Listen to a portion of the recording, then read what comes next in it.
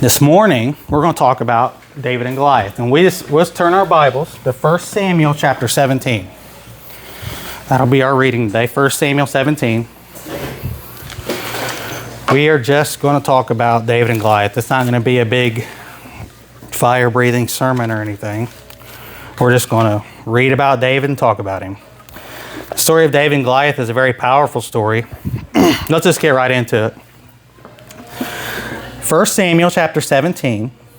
Now the Philistines gathered together their armies to battle, and were gathered together at Shokal, which belongeth to Judah, and pitched between Shokal and Azekah and Ephes-dammim. And Saul and the men of Israel were gathered together, and pitched by the valley of Elah, and set the battle in array against the Philistines. And the Philistines stood on a mountain on the one side, and Israel stood on a mountain on the other side. And there was a valley in between them. So you have the armies of the Philistines and the armies of the Israelites, right? They're basically, if you can picture, you've probably seen this in a movie too, like this army is all in array. Array means they're in a line, they're organized, and they're ready to go, okay? They're in array, and they're on this side. There's a big valley in between them, and then on the other hillside is the Philistines, and they're set in array, and they're all ready to do battle, okay? This is the picture. And there went out a champion of the camp of the Philistines named Goliath of Gath, whose height was 6 cubits and a span. So who knows what a cubit is? Can anybody tell me? Yeah, good job. That's a cubit, and it's about 18 inches. And who knows what a span is? You might know what a span? This is a span. From tip of your thumb to the tip of this finger. And it's about half a cubit. Okay, you see that? So a span is about a half a cubit. So he used about 6.5 of these. Which means if you do the math, that's 9 foot 9 inches tall. This dude is huge, right? Let's keep reading about some of the stuff, and we'll explain how big he is. We'll talk about how big he is here in just a second. But let's look at the other stuff it explains. So he's like 9 foot 9 inches tall. He had a helmet of brass upon his head. He was armed with a coat of mail. A coat of, like, have you ever seen like that chain link armor stuff? Like it's flimsy, you put it on you, it'd probably protect against arrows, maybe even bullets. In today's, I mean, I haven't seen any really, they make them today for bullets, but they might. Really, it's an older thing, but you guys know what I'm talking about. That's a coat of mail. The weight of the coat was 5,000 shekels of brass. And I did the math on this, it's about 120 pounds. We were talking 120 pound coat, right? I mean, the coat you threw on this morning might have been 2 pounds, 3 pounds. How much do you weigh, Nate? I think 117. 117? This coat of mail weighed as much as Nate. It'd be like picking up Nate and throwing him on. Like this dude, right? He was, I mean, and you think about that, and it doesn't seem like that much, but when you're used to a 3 pound coat, I remember my dad, right? He used to have this leather jacket, and that thing was so heavy. I guarantee you it was like at least 7 pounds, and it felt like it was just super heavy, like for a coat. Think about a 120 pound coat. You know what I mean? Like that's just, it's huge. It's a huge, he had this big old, it's like a big chainmail vest that was 120 pounds, okay? Just try to picture that. But look at this. The weight of the coat was 5,000 shekels. And he had greaves of brass upon his legs, and a target of brass between his shoulders. And the staff of his spear was like a weaver's beam. A weaver's beam. So have you ever seen, like, maybe you went to some old festival or something in school where you saw like a loom where they like weave together, and there's like this big huge beam that all the stuff goes over? That's what they're saying. It's like his staff was like a beam, it's probably like that bigger, like a picture a 4x4 post or something. Maybe just a little bit smaller than a 4x4 post. That's what this talking about his staff was like, okay? Like a weaver's beam. And his spear's head weighed 600 shekels of iron. And I did the math on this, and that's 14 pounds. So think about the head of a spear. I mean, you see, you guys have picked up a 15-pound dumbbell. It's not like super heavy, but it's not like really light either. But picture that on the end of a spear. Like that is how much the spear's head weighed. Like this big arrow that's 14 pounds. And this dude is picking this up. This big old 4x4 post with a 14-pound head on it and launching it at people. Dude, this dude was huge, right?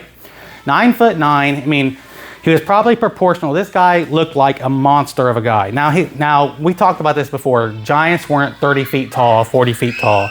Like the biggest giant we see had a 13-foot long bed in the Bible. We don't know how tall he was. His bed was 13 feet long. So we know his feet wasn't probably hanging off the edge of the bed. You know what I mean? Like we don't do that today. But even so, he wasn't 40 feet tall laying on a 13-foot bed. And Goliath was about 9'9". So, but if you saw a person that was 9 feet 9 inches tall, that's absolutely ginormous. Has anybody ever been to Ripley's, believe it or not, in Tennessee? Have you seen Robert Wadlow? The tallest man ever lived. He was like 8'7". Yeah. Yeah, you remember how tall he feels like he is? I mean, we're talking, I think this is like not even 8 feet right here. It might be. This might be 8 feet. I mean, dude, Goliath in here would be like, he couldn't even stand up in this room. Like, he's absolutely ginormous. I want you to get the idea of what David is facing here. What the people are facing, because he has all of Israel shaking in their boots. Let's keep reading about him. All of Israel's afraid of this dude.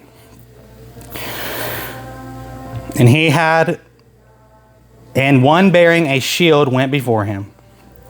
And he stood and cried unto the armies of Israel, and said unto them, Why are ye come out to set your battle in array? Am I not a Philistine, and ye servants to Saul? Choose a man for you, let him come down to me. If he be able to fight with me and kill me, then I will be your servants. But if I prevail against him and kill him, then shall ye be our servants and serve us. So here's what he's saying, and he's making sense. He's saying, look, we're all getting ready to battle, right? But why kill each other? He's making some sense, and you've probably seen this in movies or seen this in history books before, where two armies would get together to battle, and they realize, here's the deal, this army doesn't want to lose their own countrymen, their own friends, they don't want to lose a bunch of people in this fight. Whether they win or lose, the people are going to die, and they don't want to lose people, right? But at the same time, if they defeat the enemy, they capture them and they make them their servants, they're going to have to kill a bunch of them in the process to make them their servants. They're just going to lose a bunch of servants, right? Either way, this battle is not going to be a win-win for either side. Either you're going to lose friends or you're going to lose potential servants, and it works both ways. Neither side wants to kill each other. So they're like, hey, he's making a lot of sense. He goes, I'm the champion of this army. You send the champion of your army. We'll fight, and whoever wins that fight, we'll call it right there. That's the winner, right? Nobody has to die except one guy. He's making sense. Well, let's keep reading. And the Philistine said, I defy the armies of Israel this day. Give me a man that we may fight together. And although he's making a lot of sense, I want you to think about something, okay? And he's kind of being deceptive. That, sometimes you have to watch out for people. They may be making sense. It may sound like what they're saying is making sense, but you have to look at the root cause of why they're saying it. So think about Goliath. He's this big, huge guy who could defeat anybody one-on-one. This is a win-win for him. Anybody that comes down there, he's for sure got it in the bag, right? We see that he doesn't, but in his mind, he's thinking, I can defeat anybody one-on-one. But if the armies go at war, here's what usually probably happens. You'd probably get, if you were an Israelite and you see this big, massive, giant man, you would get 3 of your buddies and say, okay, we're not going to go one-on-one here. Let's all 3 get together and let's go take him out first. He probably knows this. So he's in his mind, he is probably trying to move the battle in his favor, right? Because it's in his favor to go one-on-one. It's not in his favor for everybody to just come clashing down, because some people are going to gang up against him. Nobody's going to go to him one-on-one in the battle. You're going to get a few guys together and you're going to attack him, right? So he kind of has it sounds like a good idea, but really this is for his benefit. And he says this, I defy the armies of Israel this day. I defy the armies of Israel this day.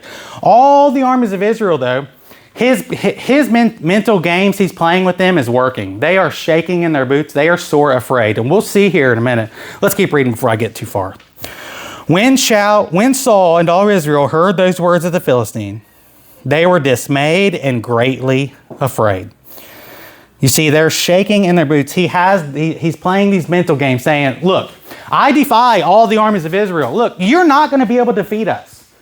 Just send one guy down, let one guy die, so that we can just get this over with. Because look, we're all going to come and kill most of y'all anyways, or just one guy has to die, but y'all are about to die. So somebody's about to die. You want to be a bunch of people or just one person? And all of Israel's sore afraid. They are shaking in their boots. And he does this to them for 40 days.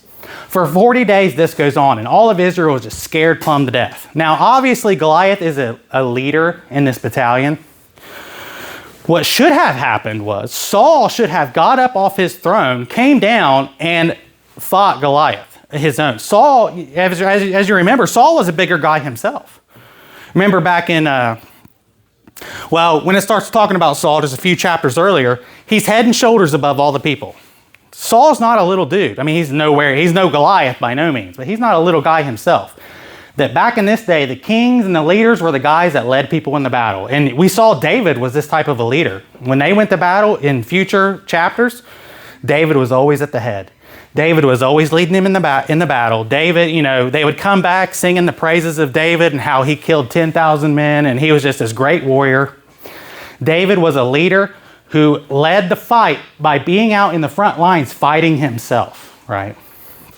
But Saul, along with all of Israel, is just shaking in their boots about this guy. And I don't hardly blame him. This dude is huge, right? But that's how the story's going. So, everybody's afraid. Now enter the hero in verse 12. Now David was the son of that Ephrathite of Bethlehem, Judah, whose name was Jesse. He had 8 sons, and the man went among for an old man in the days of Saul. Just saying that Jesse was an old man. And the 3 eldest sons of Jesse went and followed Saul to the battle.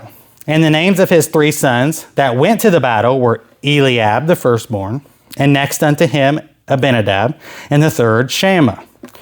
And David was the youngest. So Jesse has 8 sons, right? They're naming the first 3 eldest sons that are at the battle right now with Saul, and the rest of them aren't there, and David is the youngest of all the 8 sons, okay? But David went and returned from Saul to feed his father's sheep at Bethlehem. You're all right. And the Philistines drew near morning and evening, and the Philistine drew near morning and evening and presented himself 40 days. For 40 days, he is going down every morning and every evening, taunting Israel, saying, hey, send me a champion. Come on, let's go. We're about to wipe you all out. I mean, just send somebody down. Let one guy die. Let's get this over with. Over and over and over again, Goliath just keeps taunting him for 40 days straight. And Jesse said unto David his son, take now for thy brethren an ephah and this parched corn, and these 10 loaves, and run to the camp to thy brethren, and carry these 10 cheeses unto the captain of their thousands. And look how thy brethren fare, and take their pledge. He's saying, go down there, give your brethren this food, this drink, this stuff. See how they're doing. Let them know we're on their side. Encourage them a little bit, because everybody's just completely afraid to death. Nobody knows what to do. Obviously, for 40 days, there's just been these 2 armies just staring at each other. Obviously, they're sleeping at night, but they're just staring at each other, watching this man taunt them. They don't know what to do. They're shaking in their boots. They have no idea what to do. None. You're talking about the whole army of Israel who has defeated the Amalekites. They've defeated tons and tons of people, right? At the behest of Saul, with the leadership of Saul, they've defeated all these armies, but they get the Philistines. They have this winning record. They're like, I don't even know, 13-0 or something. I mean, they have this huge winning record, and they get to these Philistines, and they're shaking in their boots. They're undefeated, and they are afraid. This one guy has them so afraid.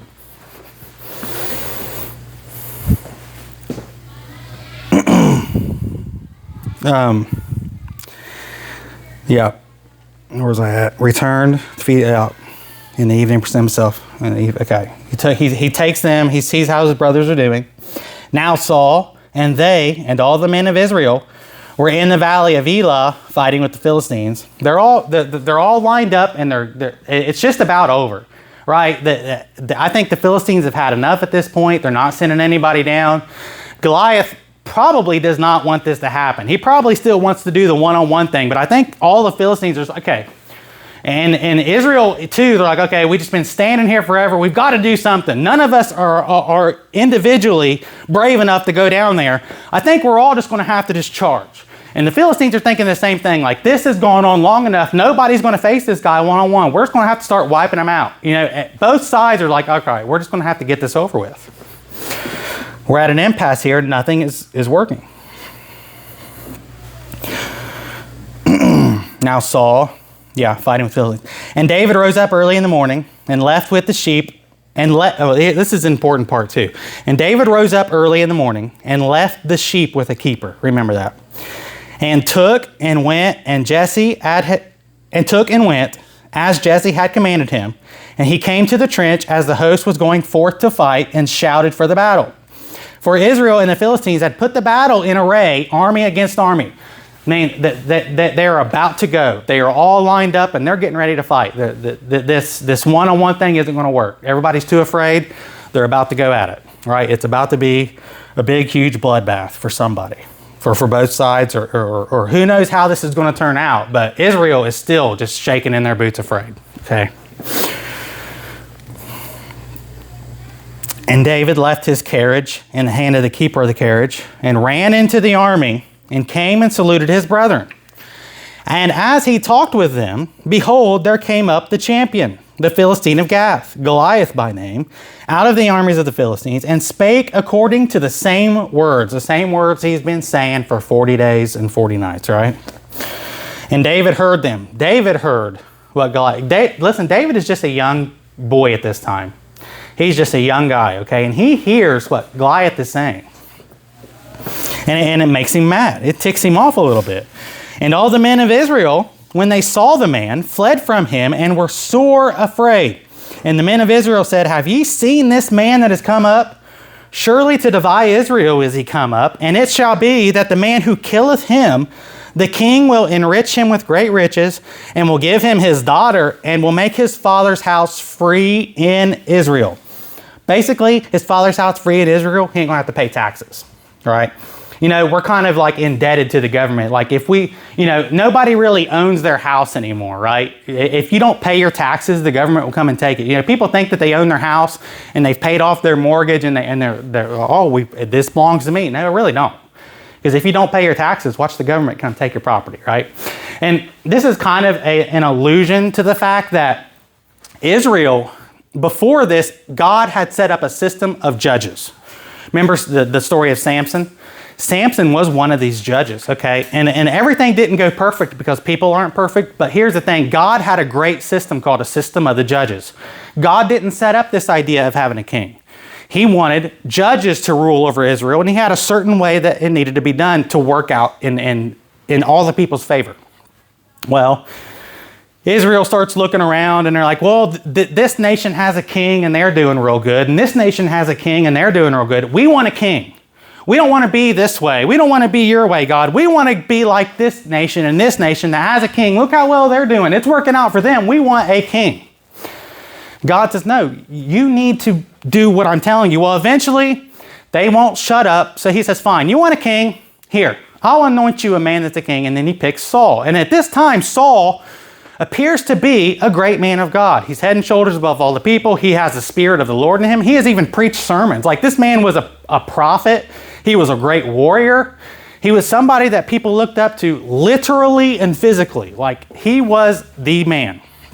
Well, this is kind of an allusion to this is kind of going south already because he's the king, right? And how is he able to make this decree that people can be free in the land and not? He's already implemented taxes. He's already starting to implement these things that, the country's starting to twist and turn a little bit, right? It's not, I think people are starting to see this isn't the land of the judges anymore. Now we're under the tyranny of a king.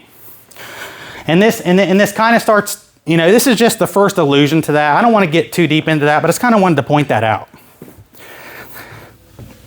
But either way, here's the deal. You get great riches, you get the king's daughter, and you don't have to pay taxes if you go down and defeat this guy. This is the king's decree.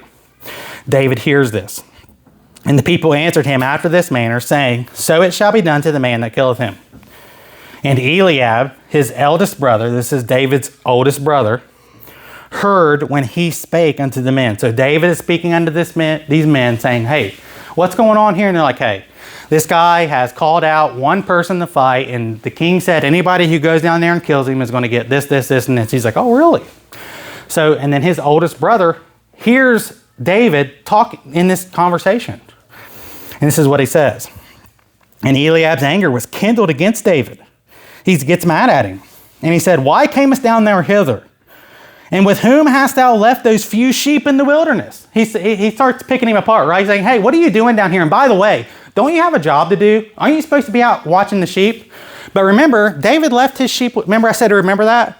David didn't just leave all his duties aside. He made provision for his needs, right? He has a job to do. He made provision for it. And then he came down here to see what was going on. See if he could help. See if he could be a blessing like his father told him to do, right? He's obeying the will of his father, but his brother is trying to pick anything he can to just, what are you doing down here? He's jealous, right? Because David comes down here, he hears Goliath, blaspheming and calling everybody out and making a fool out of everybody, and David doesn't have the spirit of fear. He kind of gets this, really? Oh, that's what you have to say? This guy really going to sit here and defy the God of Israel? Like, this young man comes down here, and his brother is getting kind of envious of, because his brother's spirit is, oh, I'm afraid of this guy. But he's looking at his youngest brother, and his youngest brother is getting fired up. He's like, let's go get this guy. Let's do something about this. And he's kind of envious of his brother's spirit. Why camest down there hither? And with whom hast thou left those few sheep in the wilderness? I know thy pride. He's saying that he's being proud right now. And the naughtiness of thine heart. For thou art come down that thou mightest see the battle. And David said, what have I now done? Is there not a cause? Basically, David said, I ain't done nothing wrong here. I left my sheep with keepers. I'm obeying the will of my father that said, come down here and ask you all how you're doing, give you these cheeses and these breads, and give you guys some food to eat and try to encourage you. That's why I'm here. I hear this Philistine talking against God, talking against my God and my people, and I'm not liking what I'm hearing. But what am I doing wrong? You're sitting here afraid to death. He's defying the God of Israel, and I come down and I hear it, and I'm actually fired up about it. What am I doing wrong? And what is there not a cause here? This guy is defying our God. There is definitely a cause for me to be here and me to be angry. And he turned from him toward another and spake after the same manner, and the people answered him again after the former manner. Basically, he goes back to the people. He says, hey, this is right. Like, the king's going to do all this. He's like, yeah. They're like, yeah, this is what's going to happen for the guy who kills this man. Like, he says, hey, so this guy, it's a one-on-one thing. You go down there, you kill him. Yep. You get the rewards. Yep. The battle's over. Yep. He just reiterates the whole story. Make sure he has all the points in order. He's like, okay, I'm going to do it. And when the words were heard, which David spake, they rehearsed them before Saul. So the people that he was talking with, they go and they tell Saul what David is saying. Now he's ready to go. And they rehearsed them before Saul, and he sent for him. So Saul says, David, come here. And David said to Saul, let no man's heart fail because of him. Thy servant, talking about David, will go and fight with this Philistine. Everybody can just stop being afraid. I'll go do it. Everybody's afraid. Fine, I'll do it. I'm tired of hearing his mouth. And Saul said to David, thou art not able to go and fight against this Philistine, to fight with him. For thou art but a youth, and he a man of war from his youth. And David said unto Saul, thy servant kept his father's sheep, and there came a lion. So here's that David's telling Saul's story. So look, notice something real quick though. Nobody is on David's side, right? Nobody thinks David can do this. David is kind of alone in this battle. But look at David's response. Saul's telling him he can't do it. His brother's telling him he can't do it. To get out of here. You're acting stupid. You're acting foolish. You shouldn't even be down here. You're young. You don't have the experience. You don't have the capabilities of fighting this battle, David. Get out of here. Hey, look at his response. Thy servant kept his father's sheep. He's talking about himself, and he keeps his father's sheep. And there came a lion and a bear, and took a lamb out of the flock. These are two separate instances. And I went after him and smote him and delivered it out of his mouth. And when he arose against me, I caught him by his beard and smote him and slew him. And then verse 36, thy servant slew both the lion and the bear. And this uncircumcised Philistine shall be as one of them, seeing he hath defied the armies of the living God. David said, moreover, the Lord that delivered me out of the paw of the lion and out of the paw of the bear, he will deliver me out of the hand of this Philistine. So what's he saying? He's saying, look, obviously the Lord is behind me here, okay? I had this lion come and take a lamb out of my flock. And this is how close he gets to the lion, that he grabs the lion by the beard. Picture a lion. David gets into a fight with a lion and a bear, apparently. And he defeats them both. And what he's saying is I shouldn't have defeated that lion. I was so close to this lion, I had him by the beard, right? David should have been dead. He said, God was clearly on my side. God clearly has a purpose for me. Look, I mean, just so I am willing, I am able to go out and fight. I also have the Lord on my side. I don't have the fear in me that I'm afraid of dying. I don't have this fear in me that I'm afraid of what I'm about to do. And plus, God is backing me.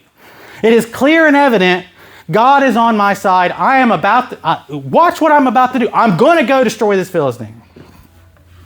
Nobody's on his side, but he knows that God is on his side, right? And when nobody else is on your side, when you have these battles and you are facing these giants in your life and everybody's telling you you can't do it, God is telling you can, right? Always. All things are possible through him. So, that's his response. Clearly God is on my side. And so, and Saul said unto David, go, and the Lord be with thee. And said, okay, fine, go, and the Lord will be with thee. And Saul armed David with his armor, and he put an helmet of brass upon his head. Also he armed him with a coat of mail.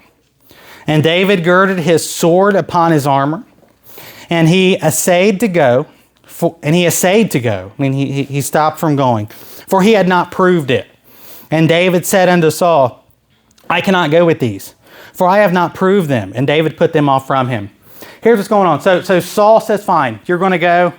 Here, at least let me give you my helmet, my coat of mail, my sword, right? Let me get you all dressed up and ready for battle. And he puts all this stuff on. He goes, I haven't proved these things. I've never moved around in these things. I've never used any of this equipment. I don't feel comfortable. This isn't me. And you can kind of take this personally to you. Like, sometimes we're going out there in the world and maybe you're trying to be somebody else. Maybe you're trying to be Pastor Brent. Or I'm just giving an example. Pastor Brent is a great guy. I'm not putting him down at all. But what I'm saying is Pastor Brent is Pastor Brent. Brother Samuel is Brother Samuel. Brother Corey is Brother Corey. I'm me. You are you, right? Sometimes you don't need to go out there trying to be somebody else. Maybe you just need to be yourself and be equipped with what God has given you. Everybody has their own talents and their own abilities, but when you get up trying to be somebody else, you may not be that comfortable, right? Being comfortable in your own skin, so to speak. So David's saying, I don't feel comfortable in your armor. I've never used your armor. I'm not you. I've never used any of this. Here's what I know. I know a sling. I know a staff. I've defeating lions and bears. I'm just going to go at him just like I've went after these lions and bears in my just regular clothes with my sling and my staff. That's all I know. We can finish this up at another time, but we've got through the main principle. I really just wanted to go over the story of David and Goliath, and hopefully you learned something in this story. It wasn't really that much of a preaching message. It was just a learning the story message. But I think, and I'm going to try to maybe make a series where we go through the life of David, because David was a man after God's own heart, right? And he had a lot of great battles, a lot of great victories. He also had a lot of great defeats, a lot of great failures and faults in his life. David is somebody we can look at and we can learn from on both sides of the aisle, what to do right and what to do wrong. But anyways, we're done. Remember to read those, guys, seriously. Read your Matthew and